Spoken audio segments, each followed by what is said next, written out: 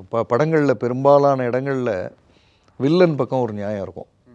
அவன் இதைத்தான் சொல்லுவான், அன்னைக்கு எங்கே போயிருந்தீங்க எல்லாரும், எனக்கு நடக்கும்போது எல்லோரும் சிரிச்சிங்கல்ல அப்படின்னு ஒரு லைன் வருது இல்லை. அதுதான் இந்த அடாலசன்ஸினுடைய ஆரம்ப புள்ளி. இப்போது இந்த பேரண்ட் எப்படி இதை பண்ண முடியுது? ஷேப் பண்ணி கொண்டு வந்திருக்காங்க. படிப்பே இல்லைனாலும் பரவாயில்ல, உன்னுடைய பாயிண்ட் ஆஃப் ஃபோக்கஸ் வந்து ஸ்போர்ட் தான்.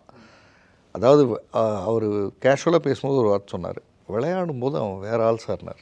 இதுவே இன்னும் எத்தனை அப்பாக்களுக்கு தெரியும்? படிக்கும்போது அவன் வேற ஆள் சார், மேடை பேச்சில் பேசும்போது அவன் வேற ஆள் சார், நடிப்பான் சார், சூப்பராக நடிப்பான் ஸ்டேஜில், வேற ஆள் சார் அவன். எத்தனை பேருக்கு தெரியும்? இன்ஃபேக்ட் அதை வந்து நம்ம எல்லை, நம்ம வச்சுருந்த கனவுக்குள்ளே அது இல்லைன்றதுனால அந்த பையனை வந்து நம்ம வந்து அதுக்குன்னு சில பேர்லாம் வச்சுருக்கோம். ஊதாரித்தனம், தேவையில்லாத வேலை, பந்தா பண்ணிட்டு திரியிறான், அதெல்லாம் உருப்பிடுமா அதெல்லாம் அப்படின்னு நம்ம எதேதோ பேசிடுறோம். அப்போ அது நம்ம அப்யூஸ் பண்ணுறோம். ஆக்சுவலாக நாம் ஒரு இருக்கிற திறமையை, கண்ணுக்கு முன்னாடி தெரிகிற திறமையை அப்யூஸ் பண்ணும் பொழுது அதுக்கு ரியாக்ஷன் இங்கே தானே, இதுக்குள்ளே தானே எங்கேயாவது நடக்கும், வீட்லேயே நடக்கும். இந்த அப்யூஸ் இப்போ இந்த படத்தில் காமிக்கிறது வந்து இந்த மாதிரியான அப்யூஸு.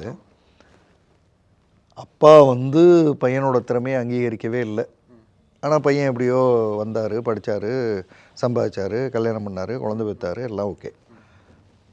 அப்பாவுக்கு வயதாகுது, பையன் வந்து நல்லா வந்து நிற்கிறாரு. இப்போ இந்த அப்யூஸ் வந்து வேறு ஃபார்மில் வரும்.